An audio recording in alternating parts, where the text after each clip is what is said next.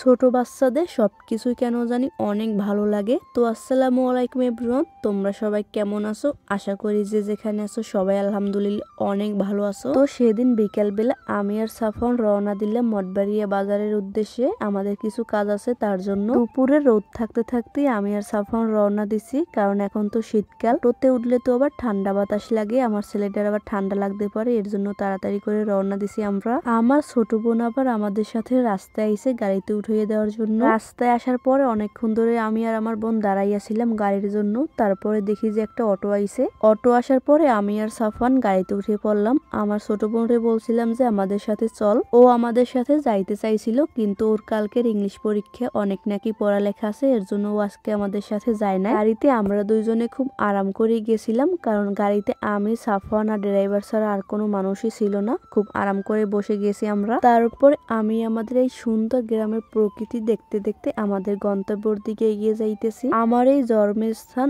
আমাদের এই রাস্তাঘাট, স্কুল, কলেজ সবকিছু যেন আমার আত্মার সাথে মিশে আছে। যেখানে যাই না কেন এরকম শান্তি কোথাও খুঁজে পাই না। তারপরে প্রথমে আমরা আসলাম সাফওয়ানের আব্বুর দোকানে। আইয়া দেখি যে সাফওয়ানের আব্বু দোকানে নাই। এরপরে সাফওয়ান আর আমি কিছুক্ষণ বসে রইলাম। তারপরে কিছুক্ষণ পর সাফওয়ানের আব্বু চলে আইছে। এরপরে সাফওয়ান ওর আব্বুর সাথে খেলা করতেছে, আর আমি ড্রেসিং টেবিলের সামনে যাইয়ে ছবি টবি তুলতেছিলাম। ছবি টবি তোলা শেষ, তারপরে চলে গেলাম জুতার দোকানে। সাফওয়ানের জন্য আবার শীতের জুতা কেনা লাগবে। জুতার দোকানে যাওয়ার পরে অনেকগুলা জুতাই আমাদের দেখা হয়েছে আর পছন্দ হয়েছে, তবে সাফওয়ানের পায়ের সাইজের জুতাই পাইতেছি না।